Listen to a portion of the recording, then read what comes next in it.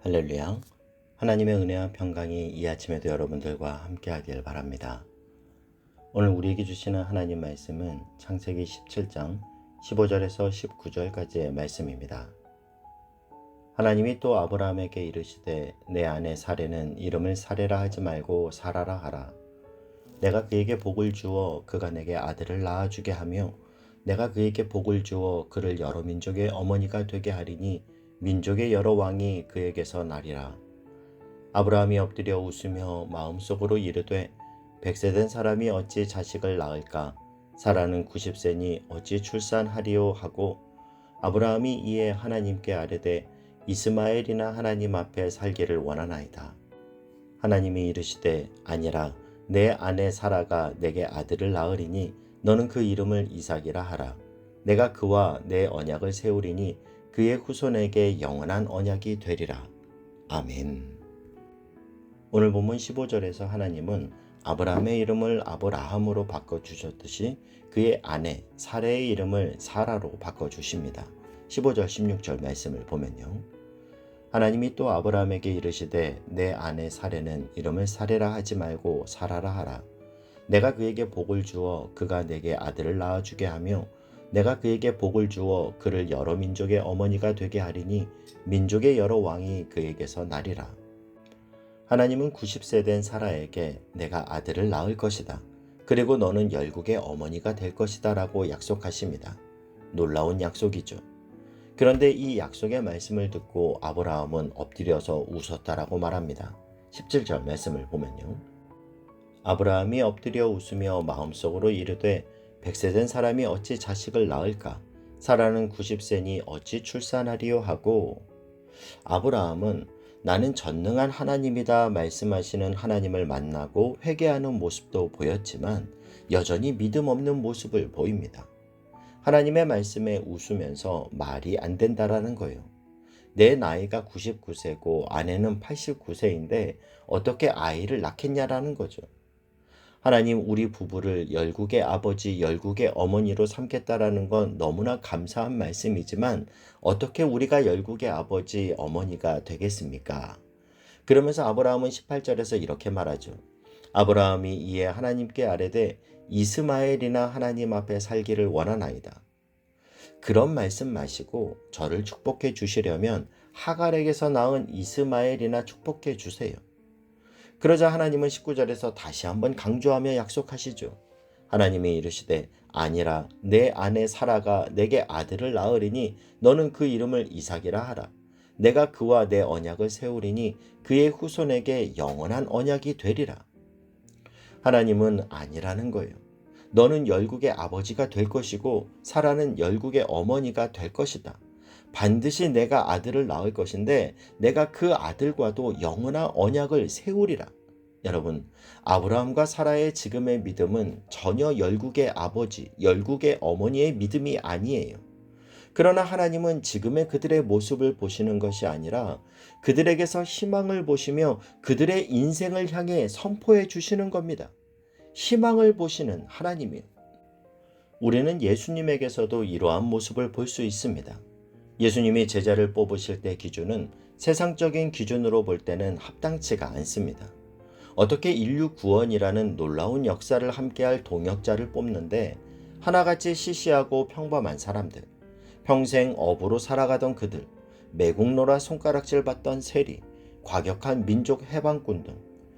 그런데 예수님은 현재의 눈으로 보기에는 희망이 보이지 않는 그들을 뽑아놓고서는 그 중에 한 사람인 시몬에게 말씀을 주시는데 그 말씀을 잘 들어보면 예수님이 그들을 어떤 기준으로 뽑았는지 짐작할 수 있습니다. 내가 요한의 아들 시몬이니 장차 개바가 되리라. 반석이 되리라. 현재의 눈으로 보기에는 주목받지 못하는 인생, 가능성이 없어 보이는 인생이지만 주님은 그런 그들을 뽑아서 제자로 삼으시면서 다듬어 가시는 거예요. 예수님의 초점은 언제나 희망이고 미래에 있었습니다. 자라서 지금까지 한 번도 인정받은 적이 없고 다른 사람들도 너희를 인정하지 않았을 뿐만 아니라 너 자신도 그렇게 인정하지 못하고 살았던 인생이지만 그러나 오늘 이 시간 내가 너희들을 선택하며 오늘 이 시간 너희에게 가치를 부여하노라. 이 가치가 부여된 이상 너희들은 더 이상 시시한 존재가 아니다. 이 메시지가 제자를 선택하시는 선택 기준에 들어 있었다라는 사실입니다.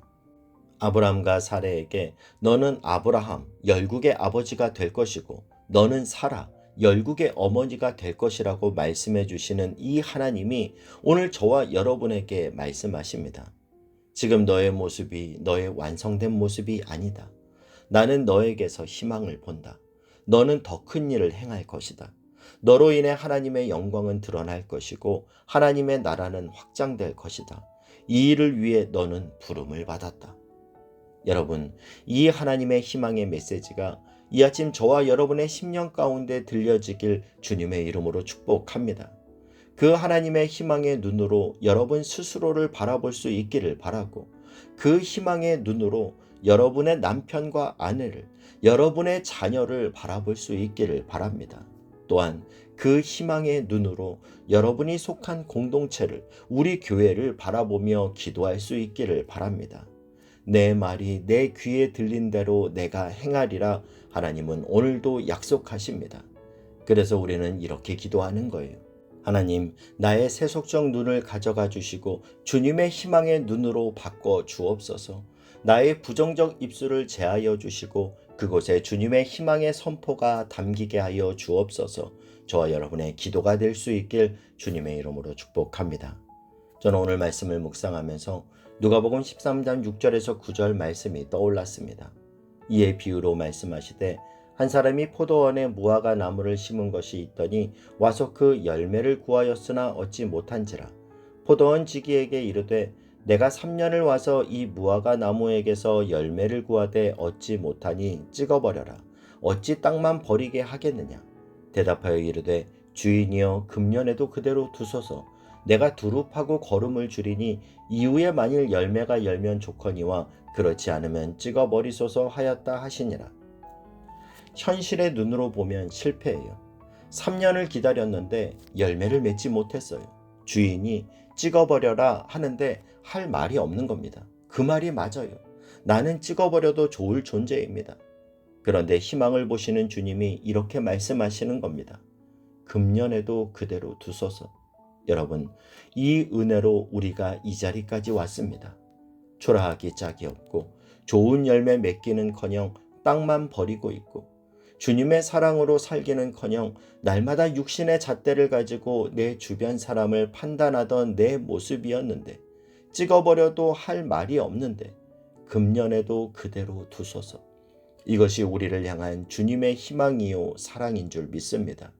아직 끝이 아니라고 말씀하시는 주님, 오히려 이제 시작이라고 말씀하시는 주님의 이 놀라운 희망의 은혜가 이 아침 저와 여러분 안에 물결치듯 자리 잡을 수 있길 주님의 이름으로 축복합니다. 기도하겠습니다. 사랑하는 하나님, 여전히 연약하고 부족한 우리를 하나님의 놀라운 희망으로 바라봐 주시니 감사합니다. 나를 바라볼 때, 우리 가정의 모습을 바라볼 때 실수투성이고 부족한 것 투성입니다. 나의 사업체를 보아도, 나의 학업을 보아도 희망이 보이지 않습니다. 그러나 이 아침 너는 아브라함이라, 너는 사라라 말씀해 주시는 하나님의 희망 앞에 순복합니다. 오 주님, 주님의 희망으로 우리를 충만히 덮어 주옵소서. 예수님의 이름으로 기도하옵나이다. 아멘.